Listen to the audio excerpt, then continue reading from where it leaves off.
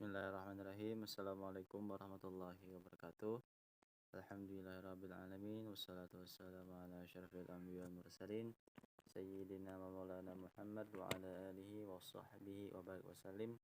Perkenalkan, nama saya, nama ulun Nabil Mahasin dari Lokal D Sejarah Islam Indonesia dengan NIM 20010101010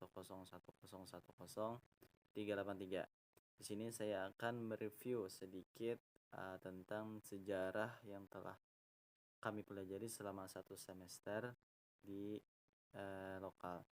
Yang pertama saya akan sedikit mereview tentang peninggalan-peninggalan bercorak Islam di Indonesia. Itu ada 3. Yang pertama ada masjid, yang kedua ada makam, dan ketiga ada istana. Nah, masjid ini contohnya seperti Masjid Indonesia adalah Masjid Raya Baitur Rahman Aceh, Masjid Agung Banten, Masjid Menara Kudus, Masjid Agung Demak, dan yang lain-lain. Lalu dari segi istana adalah contoh peninggalan keraton Indonesia adalah Keraton Kesultanan Yogyakarta dan Kesultanan di Surakarta. Lalu yang ketiga adalah makam, yaitu peninggalannya begitu jirat dan kijing atau batu nisan, yaitu tongkat pendek dari batu sebagai tanda kubur yang biasanya di ujung utara dan selatan jirat cungkup, yaitu bangunan mirip rumah yang terdapat di atas jirat. Nah, berikutnya saya akan melanjutkan penjelasan tentang materi kedua, yaitu munculnya aliran tasawuf dalam dunia Islam.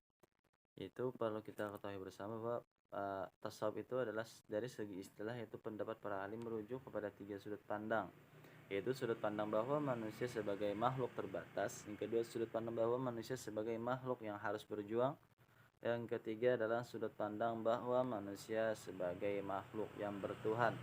Adapun tasawuf ini adalah mengarah pada bahwa kita itu harus bersifat tidak hubud dunia, artinya menampilkan bahwa kita itu mengejar akhirat.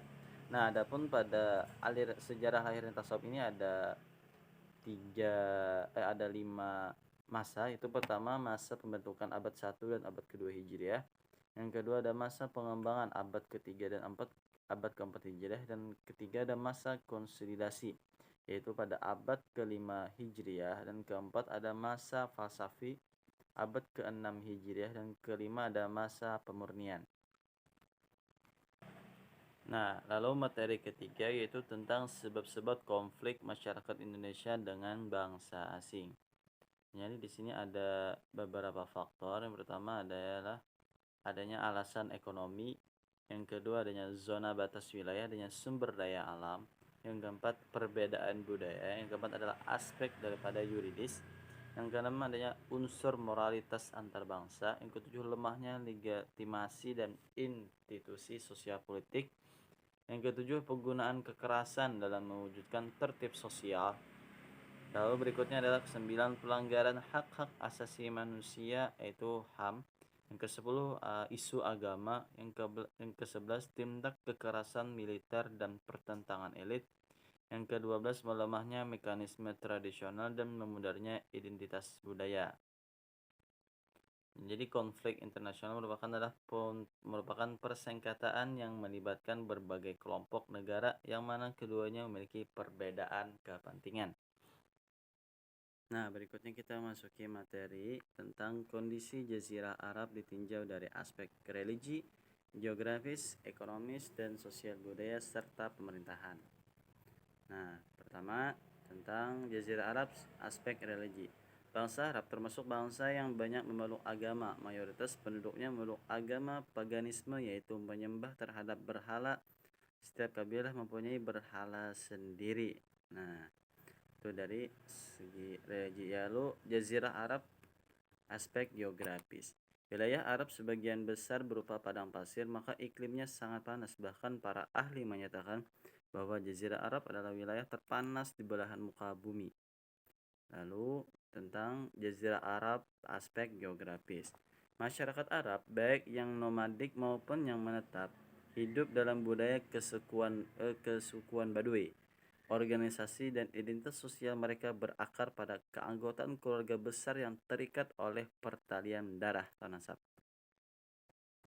Nah, Jazirah Arab dari aspek ekonomi.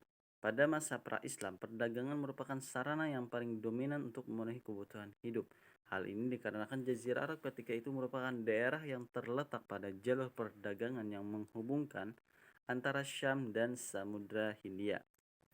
Lalu tentang aspek Jazirah Arab, aspek sosial budaya.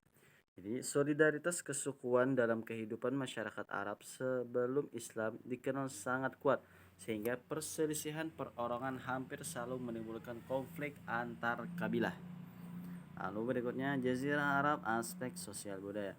Jadi penduduk Jazirah Arab dikenal sangat dermawan. Mereka saling berlomba-lomba dan membanggakan diri dalam hal kedermawanannya ketika waktu itu. Lalu Jazirah Arab, aspek pemerintah. Terdapat dua negara dikuasa masa jahiliyah, yaitu Kerajaan Bizantium dan Byzantium di barat dan Kerajaan Persia di timur. Selama zaman jahiliyah, seluruh semenanjung Arabia menikmati kemerdekaan penuh kecuali daerah utara Palestina, Lebanon, Yordania, dan Syam berada di bawah kekuasaan Bizantium dan Irak berada di bawah kekuasaan Persia. Nah, lalu memasuki materi berikutnya itu tentang munculnya aliran tasawuf dalam dunia Islam. Jadi, dari segi istilah atau pendapat para ahli merujuk pada 3 sudut pandang, yaitu sudut pandang pertama bahwa manusia sebagai makhluk terbatas. Yang kedua, bahwa sudut pandang bahwa manusia sebagai makhluk yang harus berjuang. Yang ketiga, bahwa manusia sebagai makhluk yang bertuhan. Dengan kata lain, tasawuf adalah bidang kegiatan yang berhubungan dengan pembinaan mental rohani agar selalu dekat dengan Tuhan. Nah, sejarah munculnya tasawuf itu sendiri adalah fakta sejarah menunjukkan bahwa pribadi Nabi Muhammad SAW sebelum diangkat menjadi rasul juga telah berulang kali melakukan tahanus dan khalwat di Gua Hira. Di samping itu mengasingkan diri dari masyarakat kota Makkah yang sedang mabuk memperturutkan hawa nafsu keduniaan Rasulullah mencari petunjuk dari Tuhan yang menenangkan diri dalam Gua Hira. Nah, bibit tasawuf adalah mulai ada sejak abad pertama, itu permulaan abad kedua.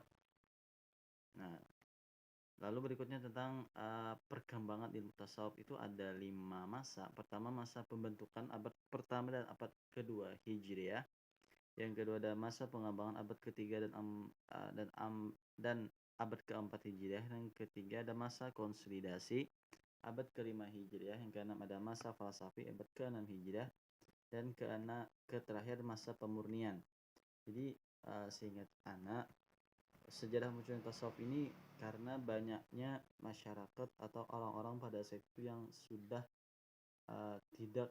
terlalu mencintai dunia. Akhirnya muncullah pemikiran-pemikiran tasawuf yang membuat atau agar para orang-orang itu kembali kepada fitrah atau zuhud, menghilangkan diri dari keramaian untuk tidak terlena dengan dunia. Mungkin seperti itu. Nah, lalu materi berikutnya itu tentang sebab-sebab konflik masyarakat Indonesia dengan bangsa asing. Oke, jadi ada banyak konflik atau macam-macam faktornya. Pertama adanya alasan ekonomi, yang kedua adanya zona batas wilayah, yang ketiga adanya sumber daya alam, yang keempat perbedaan budaya, yang kelima adanya dari segi aspek yuridis, yang keenam unsur moralitas antar bangsa, yang ketujuh adanya lemahnya legitimasi dan institusi sosial politik, yang kedelapan penggunaan kekerasan dalam mewujudkan tertib sosial. Lalu yang kesembilan adalah pelanggaran hak-hak asasi manusia. Yang ke-10 adanya isu-isu agama. Yang ke-11 tindak kekerasan militer dan pertentangan elit. Nah, jadi konflik internasional itu adalah merupakan persengketaan yang melibatkan berbagai kelompok negara yang mana keduanya memiliki perbedaan dalam hal kepentingan. Nah, lalu materi berikutnya adalah tentang kerajaan-kerajaan Islam sebelum penjajahan Belanda. Itu ada beberapa. Pertama, kerajaan Islam di Sumatera, yaitu kerajaan Samudra Pasai yang diperkirakan berdiri muncul pada abad ke-13 Masehi. Lalu yang kedua itu adalah kerajaan Aceh Darussalam yang diperkirakan adanya pada abad ke-15 Masehi. Lalu masuknya pada kerajaan Islam yang ada di Jawa. Pertama adanya Kerajaan Demak. Eh, Pada saat itu yang menjadi raja pertama Kerajaan Demak adalah Raden Patah. Lalu berikutnya adalah Kerajaan Pajang. Nah, kerajaan ini yang menjadi raja pertama adalah Jaka Tingkir yang berasal dari Pengging di lereng Gunung Merapi. Dan yang ketiga adalah Kerajaan Mataram, yaitu adalah yang bernama Senopati. Lalu keempat adanya Kerajaan Cirebon, kerajaan Islam pertama yang ada di Jawa Barat yang didirikan oleh Sunan Gunung Jati.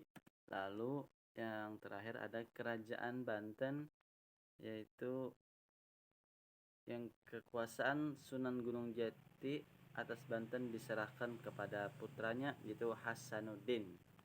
Nah, begini itu. Materi berikutnya tentang teori-teori masuknya Islam ke Indonesia. Jadi ada 4 teori. Yang pertama teori Gujarat, yang kedua ada teori Persia, yang ketiga ada teori Arab, dan keempat ada teori Cina. Jadi teori Gujarat ini pencetusnya adalah Bijnapel. Menurut beliau orang-orang Arab bermazhab Syafi'i bermigrasi dan menetap di wilayah India. Kemudian orang-orang India yang membawa Islam ke Nusantara. Kenapa? Karena teori Gujarat ini bertolak belakang dari pandangan yang menganggap bahwa Islam masuk ke Nusantara berasal dari Gujarat pada abad ke-13 Masehi dan pelakunya adalah pedagang India Muslim. Lalu yang kedua ada teori Arab, yaitu pendapat ini didasarkan pada adanya kesamaan mazhab antara di Coromandel dan Malabar dengan mazhab mayoritas umat Islam di Nusantara yaitu mazhab Syafi'i. Lalu yang ketiga ada teori Persia, yaitu Islam masuk ke Nusantara pada abad ke-13 Masehi. Di Sumatera yang berpusat di Samudra Pasai adanya persamaan budaya yang berkembang di kalangan masyarakat Islam Nusantara dengan budaya yang ada di Persia. Lalu berikutnya adalah teori Cina. Lalu teori ini mengemukakan bahwa pada abad ke-9 Masehi banyak Muslim Cina di Kanton dan wilayah Cina Selatan lain yang mengungsi ke Jawa, ke Kedah dan Sumatera. Peranan orang-orang Cina ini semakin nyata dengan adanya bukti-bukti artefak, yakni adanya unsur-unsur Cina dalam arsitektur berbagai masjid Jawa kuno. Lalu materi berikutnya itu tentang tipologi kerajaan di Nusantara. Nah, kita baca pengertiannya dulu. Jadi tipologi berasal dari dua suku kata, yaitu typo yang berarti pengelompokan dan logos yang mempunyai arti ilmu atau bidang keilmuan. Jadi tipologi adalah ilmu yang mempelajari pengelompokan objek sebagai model melalui kesamaan bentuk dan struktur suatu benda dan makhluk secara umum. Tipologi adalah studi tentang tipe dengan kegiatan kategorisasi dan klasifikasi untuk menghasilkan tipe. Nah, tipologi berdasarkan wilayah kekuasaan, yaitu ada kesultanan, kadipaten, dan keraton. Kerajaan kesultanan di Nusantara merujuk pada sekelompok kerajaan yang muncul di kepulauan Indonesia pada masa lalu dan dipimpin oleh seorang sultan. Lalu kerajaan kadipaten adalah bentuk pemerintahan yang berpusat pada seorang adipati atau penguasa setempat. Istilah kadipaten sendiri berasal dari kata adipati yang merupakan gelar untuk seorang bangsawan atau pemimpin suku di Jawa dan beberapa daerah di Indonesia. Lalu ketiga ada keraton, yaitu kerajaan keraton sering disebut juga kerajaan. Keraton adalah sebuah sistem pemerintahan yang dipimpin oleh seorang raja atau sultan yang berkedudukan di dalam istana atau keraton. Nah, materi berikutnya itu tentang penetrasi Barat di Nusantara serta munculnya kolonialisme dan imperialisme terhadap kerajaan bercorak Islam. Nah, kita baca dulu bahwa latar belakang bangsa Barat memiliki hasrat ke Asia terinspirasi dari buku karangan Marco Polo yang mengatakan Imago Mundi, itu mengatakan bahwa bumi itu bulat. Nah, atas teori itu yang membuat bangsa Barat seperti Portugis dan Spanyol itu berlayar dengan semangat reconquista. Nah, bangsa Portugis datang ke Indonesia dengan maksud petualangan, ekonomi, dan agama mengusik kerajaan Islam yang ada di Nusantara. Nah, selain itu ada Belanda yang menguasai perdagangan di Nusantara. Awalnya kedatangannya di Nusantara bisa dikatakan berlangsung dengan damai. namun cara mereka akhirnya berubah. Nah, berubah itu lalu menimbulkan yang namanya kolonialisme dan imperialisme. Kolonialisme itu adalah berhubungan dengan makhluk pribumi, makhluk warga setempat, namun mereka memanfaatkan tenaga warga setempat untuk menambah kekayaan mereka, menambahkan kekayaan negara mereka asal. Adapun imperialisme adalah memperluas kekuasaan mereka di tanah jajahan mereka. Nah, jadi kan Belanda itu menjajah, jadi mereka memperluas atau imperialisme kekuasaan mereka di Indonesia. Karena pada zaman dulu itu suatu kekuasaan akan terlihat besar apabila dilihat dari seberapa besar wilayah yang mereka kuasai. Nah, materi berikutnya itu tentang peran Wali Songo dalam penyebaran agama Islam di Pulau Jawa. Jadi pertama kita akan kenali dulu ada 9 para Wali Songo. Yang pertama ada Sunan Gresik, yang kedua ada Sunan Ampel, yang ketiga ada Sunan Bonang, yang keempat ada Sunan Giri, yang kelima ada Sunan Derajat, yang keenam ada Sunan Kalijaga, yang ketujuh ada Sunan Kudus, kedelapan ada Sunan Muria, dan kesembilan ada Sunan Gunung Jati. Adapun strategi dakwah dan metode dalam penyebaran Islam di Pulau Jawa oleh para Wali Songo yaitu dengan cara ceramah, pendidikan, silaturahmi, diskusi dan tanya jawab, bitsah, konseling, kesenian, keteladanan, dan adanya lembaga dakwah.